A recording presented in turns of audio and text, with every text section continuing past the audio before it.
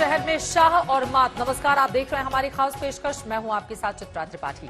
निजामों के शहर में बीजेपी ने इस बार पूरी ताकत झोंक दी है। लोकल चुनाव में आज गृह मंत्री अमित शाह ने हुंकार भरी। उन्होंने पहले भाग्य लक्ष्मी मंदिर के दर्शन किए और फिर चुनावी रथ पर सवार होकर सिकंदराबाद की सड़कों पर उतर गए।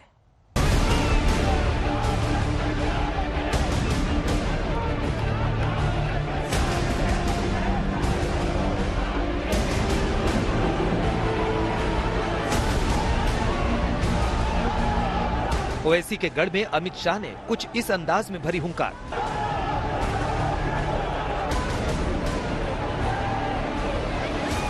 हर तरफ भगवा ही भगवा था, हर तरफ कमल ही खिल रहा था।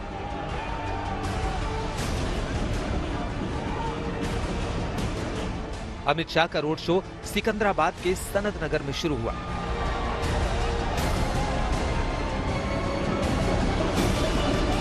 अमित शाह खुले चुनावी रथ पर सवार होकर निकले। सड़कों के दोनों ओर भारी संख्या में लोग मौजूद थे।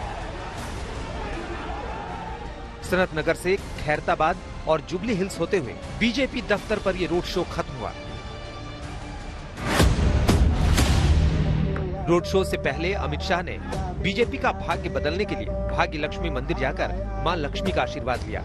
शाह ने मंत्रोच्चार के साथ पूजा की।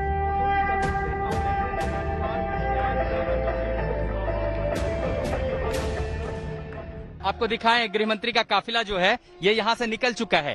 माता भाग्य लक्ष्मी के दरवाजे पर, चौखट पर दरखास्त लेकर के आए, अपनी आस्था दिखाने आए। अमित शाह ने आशीर्वाद लिया और यहाँ से अब वो प्रस्थान कर चुके हैं। ये पूरा उनका विशाल काफिला जो है गृह मंत्री का, वो यहाँ से निकल चुका है। पुराने हैदराबाद में स्थित भाग्य लक्ष्मी मंदिर के दर्शन के लिए श्रद्धालु दूर दूर से आते हैं। माँ का यह मंदिर चार मीनार से सटा हुआ है। दिवाली में यहाँ खास पूजा होती है।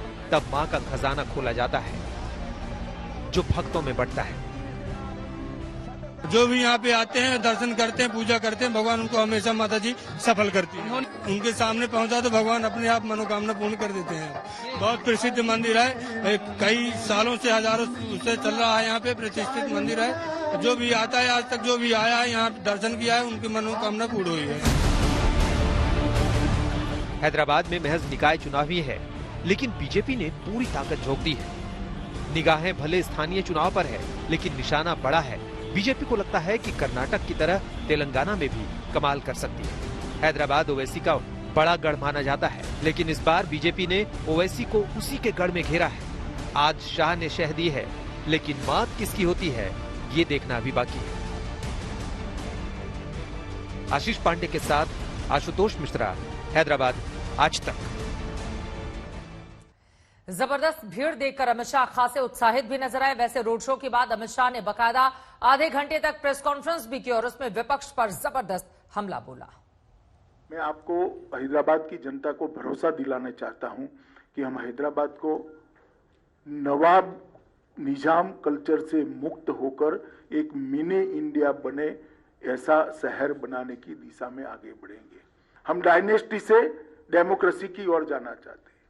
चाहे ओवैसी साहब की पार्टी हो, चाहे टीआरएस की पार्टी हो, हमें तो बहुत सवाल करती हैं। मगर मैं पूछना चाहता हूं कि इतने बड़े तेलंगाना में आपके परिवार के अलावे आपको कोई नहीं मिलता है जी? आपके बाद आपका परिवार ही क्यों आता रहता है और किसी में टैलेंट ही नहीं है? हम डायनेस्टी से डेमोक्रेसी की ओर देश के लोकतंत्र को ले जाना चाहते हैं। हैदराबाद और तेलंगाना को ले जाना, तुष्टीकरण से हम सम विकास की ओर जाना चाहते हैं। किसी का अपीसमेंट नहीं करेंगे, सबको बरोबर मौके मिलेंगे। मैं एक सवाल फिर से श्रीमान चंद्रशेखर राव जी से पूछना चाहता हूं, ये मजलिस के साथ आप जो समझौता करते हो, इसमें हमें कोई आपत्ति नहीं है। कोई आपत्ति नहीं, कर सकता है। लोकतंत्र में कोई भी व्यक्ति किसी के साथ भी जाता है, मगर गुप्त समझौता क्यों करते हो? इतनी हिम्मत क्यों नहीं है कि मजलिस के साथ खुलेआम सीट शेयरिंग कर लड़े? एक कमरे के अंदर इलू इलू कर आप सीटें बांटते हो। सार्वजनिक रूप से हैदराबाद की जनता के सामने अभी भी प्रचार में 1 घंटा बाकी, कह दीजिए कि हाँ हमारा मजलिस के साथ समझौता है। क्यों हिम्मत नहीं है आपकी? इसका जवाब केसीआर और मजलिस दोनों ने होना चाहिए। मैं इतना स्पष्ट कहना चाहता हूं कि तीनों बिल जो है किसान रिफॉर्म्स है, वो किसानों के भले के लिए है और बहुत समय के बाद किसान एक जकड़ी हुई व्यवस्था से बाहर आने वाला है। राजनीतिक विरोध जिनको करना है वो कर सकते हैं।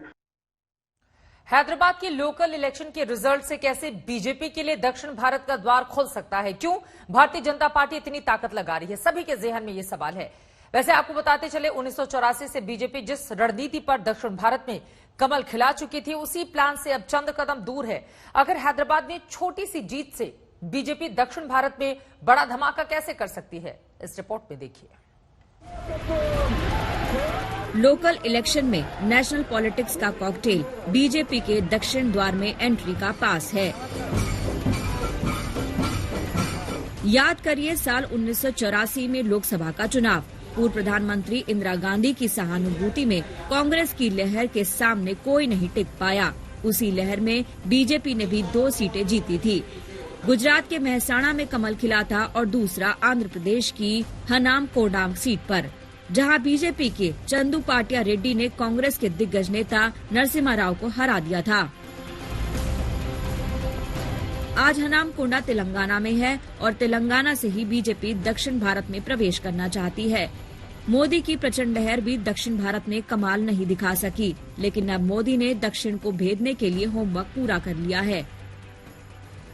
आपको याद होगा नरेंद्र मोदी जब यूएन गए तब वो तमिल कल्चर की बात दुनिया के मंच से कर रहे थे। तमिल कविता पढ़कर भी सुनाई। आज से 3000 वर्ष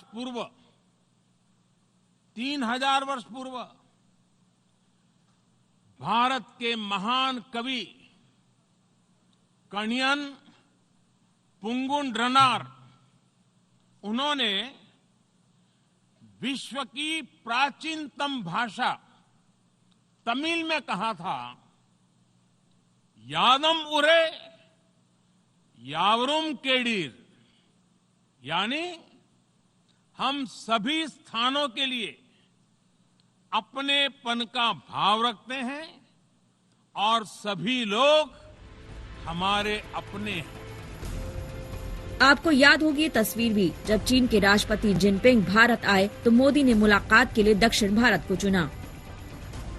कई बार नरेंद्र मोदी द्रविड़ कल्चर की तारीफ कर चुके हैं, यहाँ तक कि तमिल भाषा को संस्कृत से पुराना भी बता चुके हैं। दक्षिण भारत का दिल जीतने के लिए मोदी पहले लोकल चुनाव और उसके बाद स्टेट इलेक्शन जीतना चाहते हैं। वैसे भी तमिलनाडु के 2 बड़े क्षेत्रीय क्षत्रप यानी करुणानिधि और जयललिता के जाने के बाद एक वैक्यूम है। एक वक्त में दक्षिण भारत कांग्रेस का गढ़ था, लेकिन आज हाशिए पर है, तो बीजेपी के लिए एक मुफीद वक्त है अपना दायरा बढ़ाने का। ये तस्वीरें आपको याद होंगी जब कुछ दिन पहले चेन्नई में अमित शाह सड़क पर नजर आए थे। दक्षिण भारत में इस तरह की तस्वीर का बड़ा सियासी मतलब होता है। वैसे भी तमिलनाडु में बीजेपी का AIADMK के साथ गठबंधन है और एनडीए मिलकर असेंबली का चुनाव लड़ेगा, यानी दक्षिण में बीजेपी की पकड़ मजबूत होगी। ठीक ऐसे ही केरल लेफ्ट का गढ़ है और मौजूदा पॉलिटिकल सिचुएशन में कांग्रेस को बीजेपी सीधा चैलेंज कर रही है। यहाँ भी बीजेपी इफेक्टिव ऑपोजिशन के रोल में आ सकती है, यानी केरल में बीजेपी पैर जमा चुकी है। दक्षिण भारत में तेलंगाना और आंध्र प्रदेश में रीजनल पार्टियों का बोलबाला है। तेलंगाना में बीजेपी 2019 के लोकसभा चुनाव में करीब 20% वोट के साथ 4 लोकसभा सीटें जीती थी, यानी तेलंगाना में बीजेपी ने वोट बेस बना लिया है।